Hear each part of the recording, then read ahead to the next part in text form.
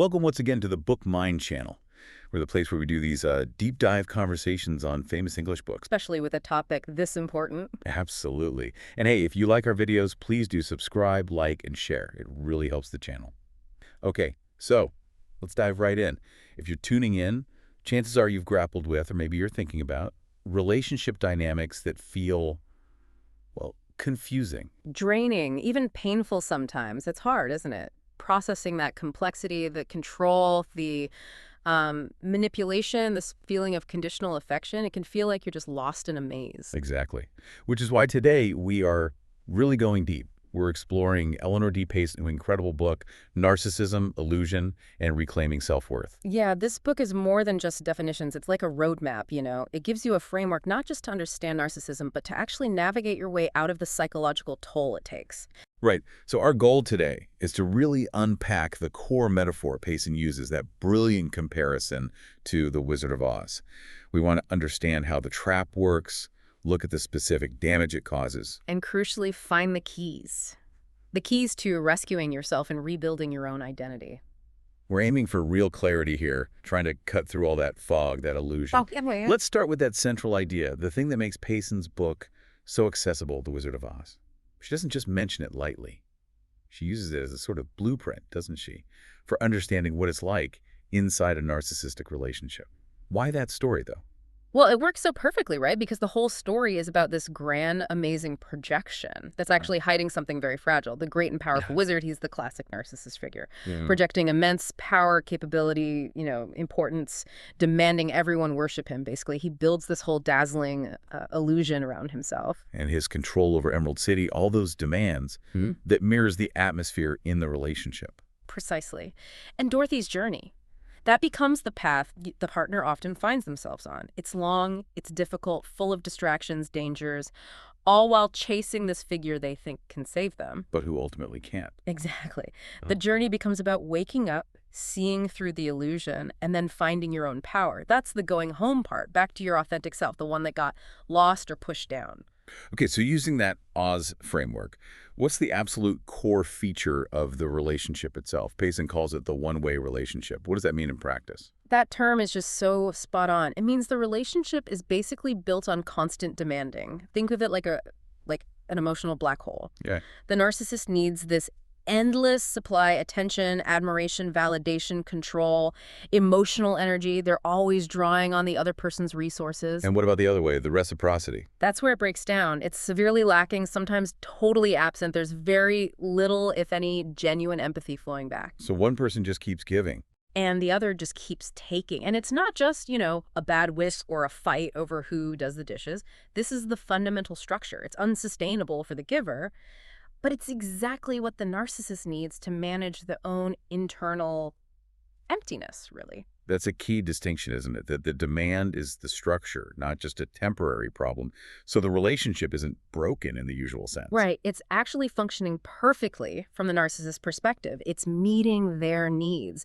That constant demand for attention, what we call narcissistic supply, that's the fuel keeping their very shaky self-image propped up. Wow. Okay, so that leads to this really counterintuitive question. Why do people who are often so empathetic, so capable, so giving, the ones with the most to offer, why do they end up in these dynamics? The book talks about specific vulnerabilities.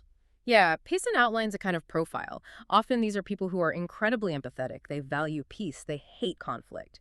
Their instinct is always to smooth things over, take responsibility for the emotional climate. So their biggest strength, that empathy, that desire for harmony, actually becomes the hook. It can, yes. Because they're almost pre-wired to put the other person's needs first. But Payson digs deeper too, often linking it back to childhood. Oh. Many people who fall into these patterns grew up where love felt conditional, like something you had to earn. Through being good, achieving things, always pleasing others. It wasn't just given freely because you existed. So if your whole life you've learned that love comes from working hard, pleasing people, maybe sacrificing your own needs, then a relationship that demands all that, while exhausting, might feel weirdly familiar. Tragically familiar. Yeah. And it can feel like another chance, maybe the chance, to finally earn that unconditional acceptance they always craved. The narcissist doesn't even need to train them. They often arrive ready to overfunction, ignore their own needs, and look outside for validation. It sets up the perfect storm. Exactly. The narcissist demands. The partner, wired for peace and maybe desperate for that earned love, tries harder and harder to meet the demand. And every time they do, it just validates the narcissist's sense of entitlement and reinforces the whole one-way system. It just spirals. Right, okay. So let's follow Toto then and pull back that curtain. This next part is all about that massive gap, the illusion versus the reality. Because from the outside, like you said, the narcissist often looks amazing, confident, charming, strong, super capable. They might have impressive jobs or be really popular. That's the illusion, and it's crafted very carefully, constantly maintained. But Payson makes it clear. Behind that shiny facade, the reality is, well, it's often emotional emptiness, deep insecurity, and this core thing we have to talk about, the empathy deficit. Okay, let's pause on empathy deficit. We hear that term a lot.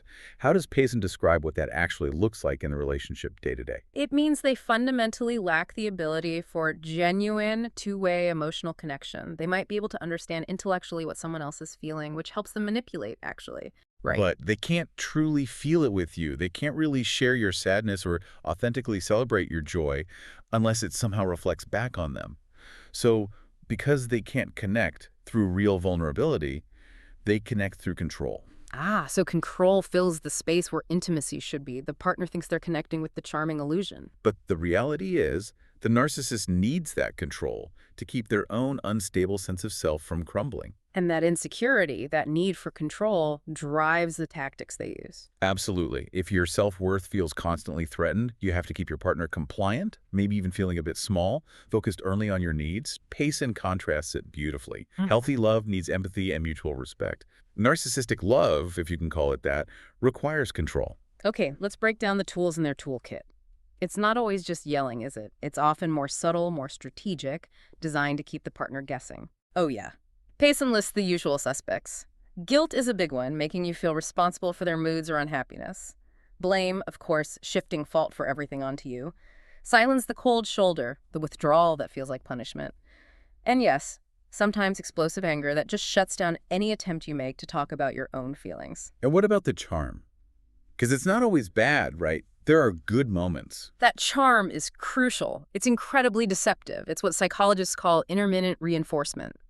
If it was abuse 100% of the time, leaving would be easier. Makes sense. But those moments when the charming, idealized person reappears the one you fell for that's psychologically powerful, it hooks you. It feeds that hope that the real person is still in there, and maybe this time if you just try harder. You can get that person back for good. Yeah. So you end up chasing the charm instead of dealing with the overall pattern. Precisely. You're constantly walking on eggshells, trying to figure out their mood, avoid the anger, earn that little scrap of approval. All your energy goes outwards. There's nothing left for you. And that makes you even more dependent on them for validation. Okay, let's really zero in on what the book calls their main weapon. The most damaging one, arguably. Gaslighting. Can we go beyond just the definition? What does it sound like in a normal conversation? Gaslighting is like, it's psychological warfare on your reality. It's designed to make you feel like you're going crazy. In conversation, it often sounds like them completely rewriting history you both shared. Like saying, I never said that. Exactly. I never said that. You must be imagining things, or that didn't happen like that at all. Your memory is terrible, or even twisting your feelings. You're being too sensitive. You're overreacting. You're reading too much into this. And the goal of making you doubt your memory, your feelings. Is to make you doubt your own perception, your gut feelings, your intuition. The moment you stop trusting your internal compass, you become totally reliant on their version of reality. Yeah. You're disarmed. You can't trust yourself to know when something's wrong or when you need to protect yourself or get out. Wow. So, okay, when a partner starts to see this, the empathetic response is often, I need to help them. I need to love them more. Fix this. But Payson's message here is pretty stark, isn't it? You cannot change a narcissist. That's the hard truth. And accepting it is often the absolute first step towards healing. But I have to push back a little. Is it really never possible? Does the book talk about therapy, breakthroughs, or is it truly that fixed? Payson is quite firm on this. While therapy can theoretically help with personality disorders, the very nature of narcissism makes externally driven change incredibly difficult, almost impossible in many cases. Why, though? Because their entire psychological structure relies on that false self, that illusion of perfection or power. They fundamentally cannot see themselves as the problem. Because admitting fault would shatter the illusion. Exactly. Admitting they're flawed, insecure, or emotionally empty, that would expose the very thing they spend all their energy hiding.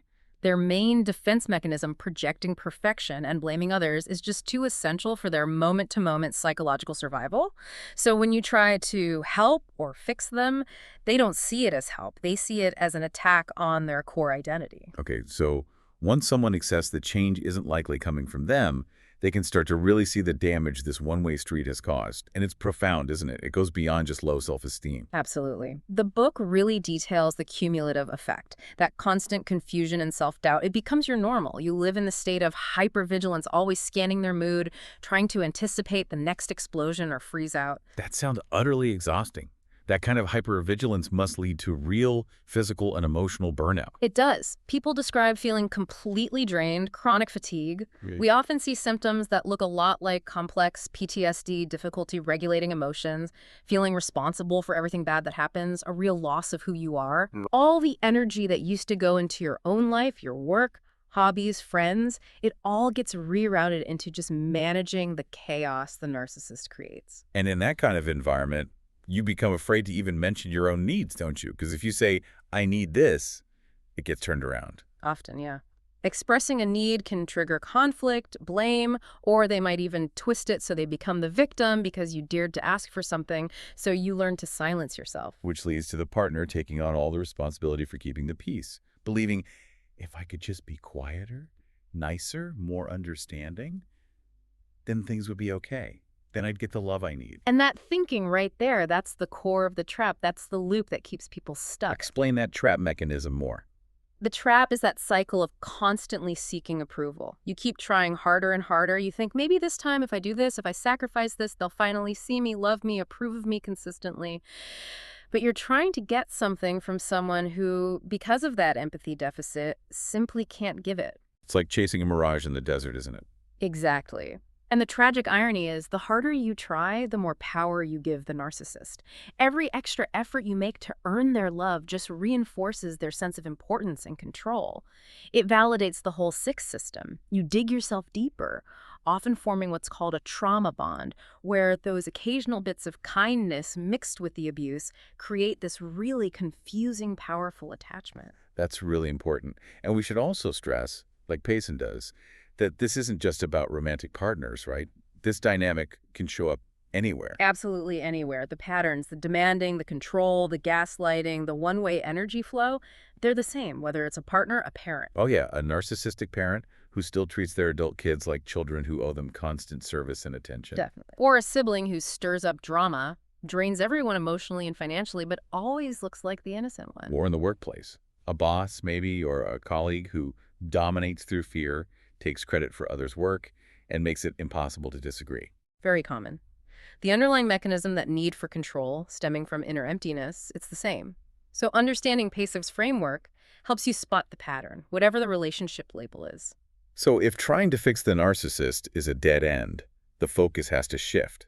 It has to become internal. This is where Dorothy's big realization comes in, right? Mm-hmm. She was looking outside for the wired's help, but the power was hers all along.